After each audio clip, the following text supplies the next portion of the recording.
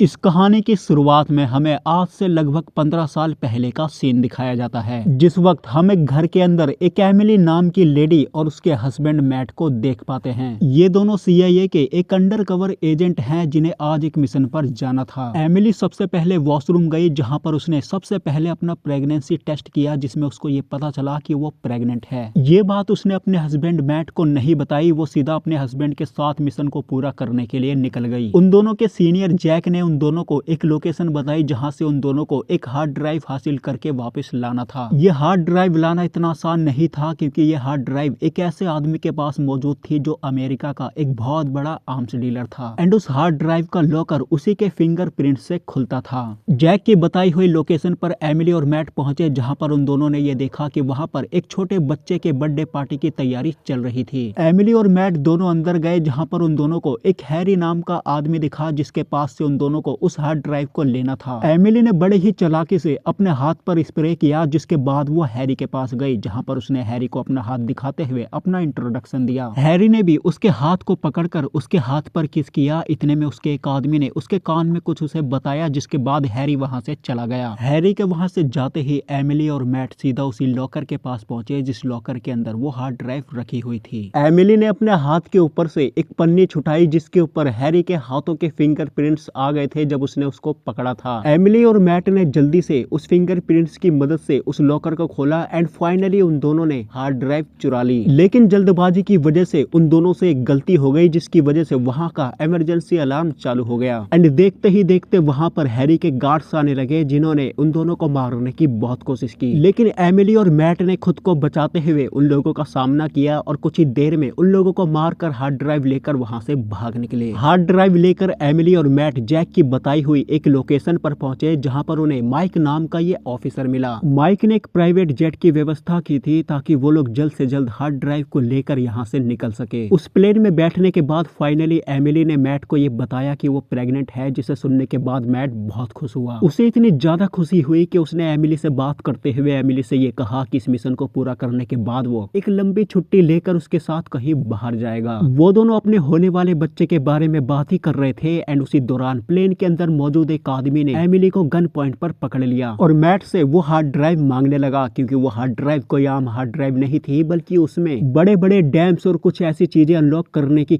थी, जिसकी परमिशन सिर्फ सरकार ही दे सकती थी। मैट उसको वो हार्ड ड्राइव देता उससे पहले ही एमिली ने खुद को बचाते हुए उस पर हमला कर दिया, जिसके बाद एमिली और मैट ने एक साथ मिलकर दोबारा से उस प्लेन के अंदर उस आदमी और उसके लोगों को बहुत मारा। फाइट के दौरान उस आदमी ने गोली चला दी, एंड वो गोली सीधा प्लेन के पायलट को लगी, जिसकी वजह से पायलट ऑन द स्पॉट वहीं पर मर गया। पायलट के मरते ही प्लेन एक बहुत बड़े पहाड़ से टकराया, जिसकी वजह से प्लेन के अंदर एक बहुत भयंकर आग लग गई। प्लेन के अंदर सिर्फ एक ही पैरासूट था, जिसको लेकर एमिली और मैट उस प्लेन से नीचे कूद गए। थोड़ी देर बाद वो दोनों जब नीचे उतरे, तो उन दोनों ने ये डिसाइड किया कि वो लोग इस काम को छोड़कर एक नॉर्मल लाइफ बिताएंगे, क्योंकि उन्हें ऐसा लग रहा था कि वो दोनों अगर इस काम में रहेंगे तो दुश्मन कभी भी उन्हें मार सकते हैं। उन दोनों ने यह फैसला अपने होने वाले बच्चे के लिए लिया था, और उन दोनों को ऐसा लगा कि इस फैसले को लेने का ये बिल्कुल सही वक्त है, क्योंकि इस वक्त वो प्लेन पूरी तरह क्रैश हो गया था, एंड अगर वो दोनों अपनी पहचान छुपाकर किसी और जगह रहते हैं तो किसी को भी उनके बारे में नहीं पता चलेगा। सबको यही लगेगा कि उस प्लेन क्रैश में ये दोनों भी मारे गए हैं। यही चीज सोचकर एमिली और मैट ने इस फैसले को ले लिया, जिसके बाद वो दोनों एक दूसरे देश में अपनी पहचान बदलकर रहने लगे। जिसके बाद सीन शिफ्ट हुआ सीधा प्रेजेंट में। इस टाइम पर एमिली और मैट के दो बच्चे थे, जिसमें से एक लड़की और एक लड़का था। लड़के का नाम लियो था, जो कि 12 साल का था, और लड़की 14 साल की थी, जिसका नाम जेनिफर था। थोड़ी देर बाद रोज की तरह आज भी एमिली और मैट अपने दोनों बच्चों को स्कूल छोड़ने जा रहे थे। जेनिफर का ज्यादातर मूड खराब रहता था, इसी वजह से उसका मूड सही करने के लिए एमिली ने उससे बात करते हुए उससे ये कहा कि अगर आज शाम वो अपने फ्रेंड्स को अपने घर लाएगी तो वो उनके लिए स्पेशल डिनर तैयार करेगी। लेकिन जेनिफर ने उसे साफ साफ मना कर दिया। उसका ये कहना था कि आज शाम वो अपने फ्रेंड के घर पढ़ाई करने जा रही है। फिर एमिली ने उसे एक दूसरा ऑफर दिया। उसने उससे ये कहा कि क्यों ना वो मंडे नाइट अपनी पूरी फैमिली के साथ मूवी देखने कहीं बाहर चले। लेकिन इस बार भी जेनिफर ने उसकी इस बात को मानने से साफ साफ मना कर दिया। कुछ ही देर बाद स्कूल आ गया, एंड जेनिफर जल्दी से गाड़ी से उतरकर स्कूल की तरफ चली गई। एंड लियो जब मैट को बाय कर रहा था, तो उसी दौरान मैट ने उसके अंगूठे में एक रिंग देखी, जिसे पहनने से मैट उसे मना करने लगा। उसकी इस बात को सुनकर लियो ने मैट से ये कहा कि ये रिंग उसके कोलेस्ट्रॉल को कंट्रोल करती है, और साथ साथ ही इसके अंदर एक जीपीएस ट्रैकर भी है। इतना कहकर लियो वहां से चला गया। उसके वहां से जाते ही एमिली ने जेनिफर को देखा। जेनिफर ने एक लड़के का हाथ पकड़ा हुआ था। कुछ ही देर बाद उस लड़के ने जेनिफर को किस किया एंड ये चीज भी एमिली ने देख ली, जिसे देखकर एमिली हैरान होने लगी क्योंकि जेनिफर अभी सिर्फ 14 साल की थी और 14 साल की उम्र में ही उसने बॉयफ्रेंड भी बना लिया था। घर आने के बाद रात के समय एमिली ने जेनिफर का लैपटॉप खोलकर उसके और उसके बॉयफ्रेंड के बीच हुई बातचीत के मैसेज को पढ़ लिया, जिसके बाद एमिली और मैट ने मिलकर जेनिफर का फोन ट्रैक करके उसकी लोकेशन पता करी। वो दोनों जब उस लोकेशन को ट्रैक करके उस लोकेशन के पास पहुंचे तो उन दोनों को ये पता चला कि जेनिफर अपने फ्रेंड के घर पढ़ाई करने नहीं बल्कि एक क्लब के अंदर पार्टी करने गई है। एमिली और मैट ने मिलकर उस क्लब के अंदर जेनिफर को ढूंढा, जिसके बाद वो दोनों जेनिफर को डांटते हुए अपने साथ वहां से ले जाने लगे। लेकिन उसी दौरान जेनिफर के एक क्लासमेट ने जेनिफर को रोकते हुए उसके मॉम डैड को उसी के सामने बूढ़ा कहकर उन दोनों का मजाक बनाने लगा। ये सुनकर एमिली और मैट को गुस्सा आ गया, जिसके बाद उन दोनों ने एक साथ मिलकर उस लड़के को और उसके दोस्तों को क्लब के अंदर ही बहुत मारा। क्लब के अंदर अपने मॉम डैड को फाइट करता हुआ देख जेनिफर भी पूरी तरह हैरान हो गई, जिसकी वजह से वो घर आते ही अपने मॉम डैड से बात करते हुए अपने मॉम डैड की सच्चाई जानने की कोशिश करने लगी कि आखिर उन दोनों ने इतनी बेहतरीन फाइट कहां से सीखी, क्योंकि अभी तक एमिली और मैट ने अपने दोनों बच्चों को अपने पास्ट की लाइफ के बारे में कुछ भी नहीं बताया था। एमिली और मैट ने जेनिफर की बातों का जवाब देते हुए जेनिफर से ये कहा कि उन दोनों ने काफी समय पहले ताइक्वांडो की ट्रेनिंग ले रखी थी, जिसकी वजह से आज वो लोग इतनी बेहतरीन फाइट कर पाए हैं। लेकिन जेनिफर को बिल्कुल भी उन दोनों की बातों पर यकीन नहीं हुआ।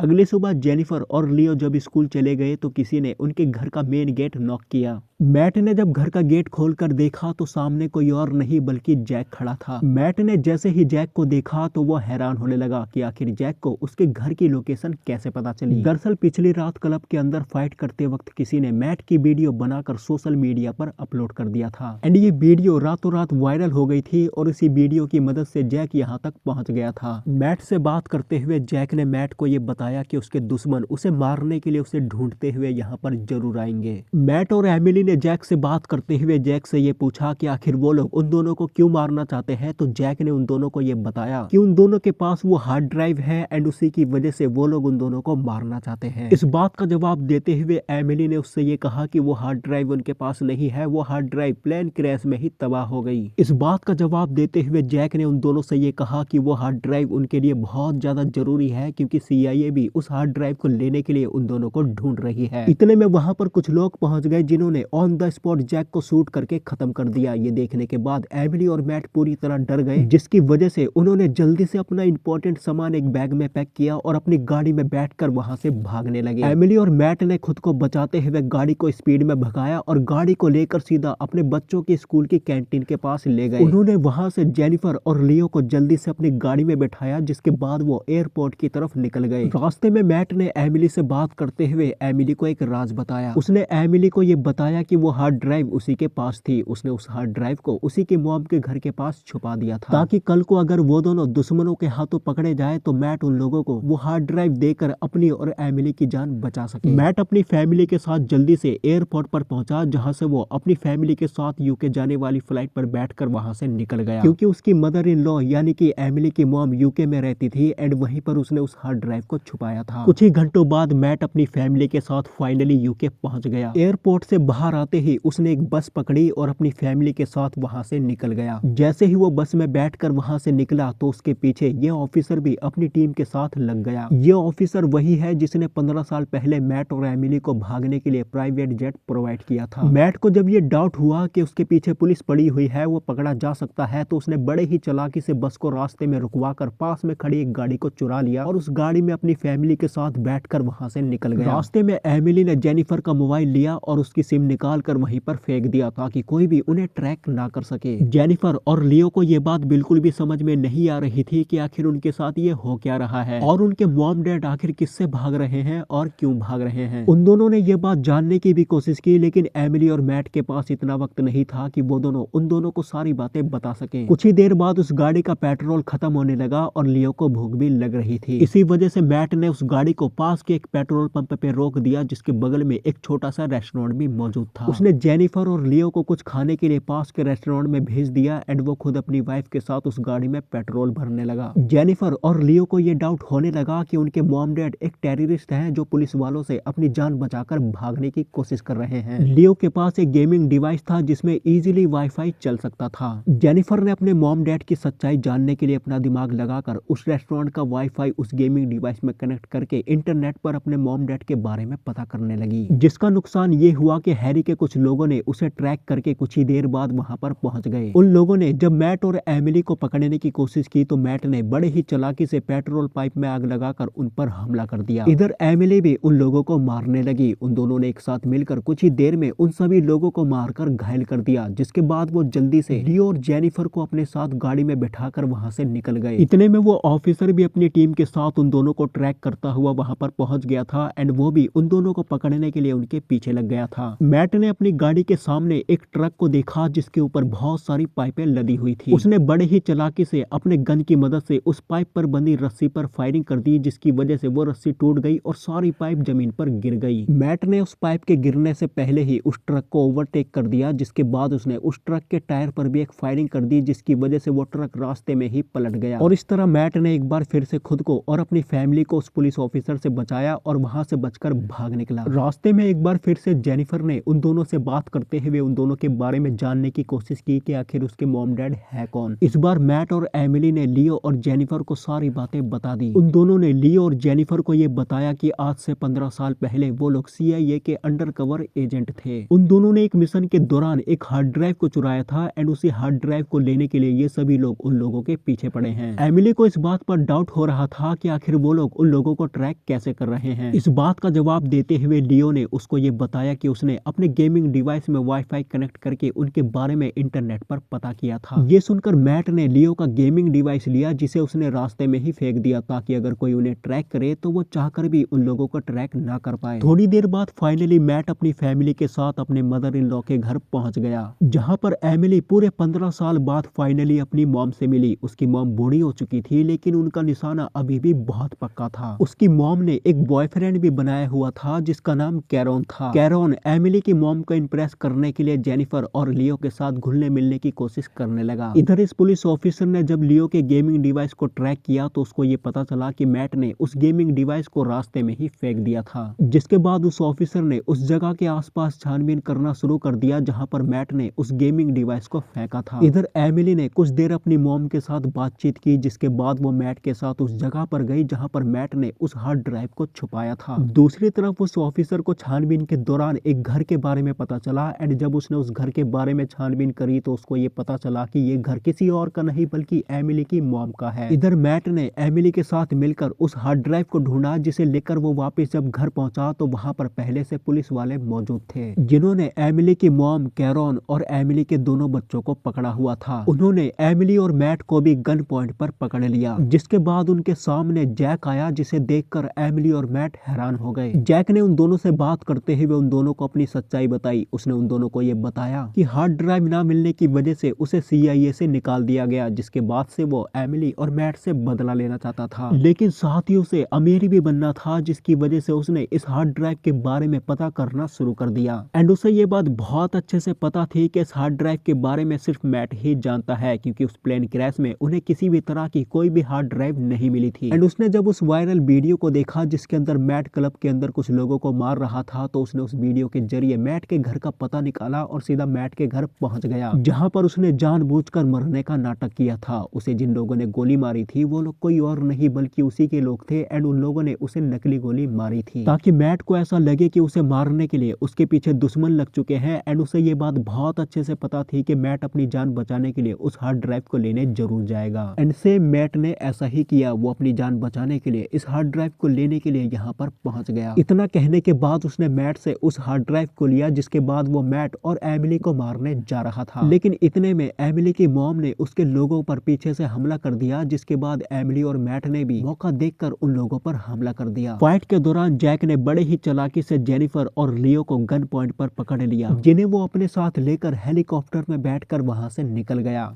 मैट और एमिली चाहकर भी अपने दोनों बच्चों को नहीं बचा पाए। उसके वहां से जाते ही मैट ने सीसीटीवी चेक किया जिसके अंदर उसे लियो की तस्वीर दिखाई दी। उसने लियो के हाथ में उसकी रिंग देखी और उसे याद आया कि इसके अंदर जीपीएस ट्रैकर है। एंड उसे जब मैट ने ट्रैक किया तो उसे एक लोकेशन दिखाई दी जहां पर एक बहुत बड़ा वीआईपी इवेंट होने वाला था। बिना टाइम गवाए मैट एमिली के साथ उस इवेंट में पहुंच गया जहां पर जैक कुछ अमीर लोगों के साथ उस हार्ड ड्राइव की डील कर रहा था। जैक ने उस हार्ड ड्राइव को अपनी एक सेक्रेटरी को दे रखा था जो उसे ओपन कर रही थी। उस लेडी ने उस हार्ड ड्राइव को ओपन करके शहर का सबसे बड़ा डैम ओपन कर दिया जिसे ओपन करना बिल्कुल इम्पॉसिबल था। इधर मैट और एमिली जैक को ढूंढते हुए जब जा रहे थे तो उन दोनों को जैक के कुछ लोग मिले जिन्होंने जब उन दोनों को रोकने की कोशिश की तो मैट और एमिली ने एक साथ मिलकर उन लोगों का सामना किया एंड उन लोगों को मारकर घायल कर दिया। लेकिन उसी दौरान वहां पर ये पुलिस ऑफिसर भी अपनी टीम के साथ पहुंच गया एंड इसे भी अब पूरी सच्चाई पता चल चुकी थी। इसने मैट और एमिली का साथ देने का फैसला किया जिसके बाद ये लोग एक साथ मिलकर जैक को पकड़ने की कोशिश करने लगे। जैक ने जब इन लोगों को देखा तो जैक लियो और जेनिफर को अपने साथ लेकर एक बोट के जरिए वहां से भागने की कोशिश करने लगा। उसने फोन पर उस लेडी से ये कहा कि वो उस हार्ड ड्राइव को लेकर वहां से निकल जाए जिसके बाद वो लेडी भी उस हार्ड ड्राइव को लेकर वहां से भागने लगी। एमिली और मैट ने भी एक बोट ली जिसके जरिए वो जैक का पीछा करने लगे। वो दोनों कुछ ही देर में जैक की बोट के बगल में आ गए जिसके बाद वो दोनों जल्दी से जैक की बोट में कूद गए जहां पर उन दोनों ने सबसे पहले एक साथ मिलकर जैक के लोगों पर हमला किया एंड उन्हें मारकर खत्म कर दिया। जिसके बाद एमिली ने जल्दी से सबसे पहले अपने दोनों बच्चों को स्विमिंग कॉस्ट्यूम पहनाकर बोट से नीचे उतारकर समुद्र में छोड़ दिया। इधर वो लेडी उस हार्ड ड्राइव को लेकर एक वैन में बैठकर भाग रही थी तभी उसे कैरोन ने देख लिया। जिसके बाद कैरोन ने अपनी गाड़ी से उसकी वैन में एक जोर से टक्कर मारी जिसकी वजह से वो लेडी बेहोश हो गई। जिसके बाद कैरोन ने जल्दी से उससे वो हार्ड ड्राइव ली और उस हार्ड ड्राइव की मदद से उसने उस डैम को बंद कर दिया जिसे उसने चालू किया था क्योंकि जैक उस डैम के जरिए वहां से भागने की कोशिश कर रहा था। अगर वो उस डैम को पार कर लेता तो उसे पकड़ना इम्पॉसिबल था। जैक उस डैम को पार करने ही वाला था तभी अचानक से वो डैम बंद हो गया एंड उसकी बोट उस डैम से टकराकर ब्लास्ट हो गई। कुछ देर बाद वहां पर पुलिस आई जिन्होंने मैट और उसकी फैमिली को रेस्क्यू करके वहां से बाहर निकाला और इस तरह मैट और एमिली ने एक साथ मिलकर अपने दोनों बच्चों की जान बचाई और उस हार्ड ड्राइव को भी पुलिस के हवाले कर दिया। जिसके बाद सीन शिफ्ट हुआ सीधा एक हफ्ते बाद हम एक प्लेग्राउंड को देखते हैं जहां पर जेनिफर का फुटबॉल का मैच चल रहा था जिसे देखने के लिए उसकी पूरी फैमिली आई हुई थी इंक्लूडिंग उसकी नानी और कैरोन भी वहां पर मौजूद था। उसे इस मैच को जीतने के लिए एक गोल करना था और सभी लोग टेंशन में थे। उसने फुटबॉल पर जोर से किक मारी और गोल हो गया और इसी गोल के साथ जेनिफर ने इस मैच को जीत लिया एंड यहीं पर यह मूवी खत्म हो जाती है। तो दोस्तों आज की वीडियो में सिर्फ इतना ही। मैं मिलूंगा आपको नई वीडियो में नए टॉपिक के साथ, तब तक के लिए धन्यवाद।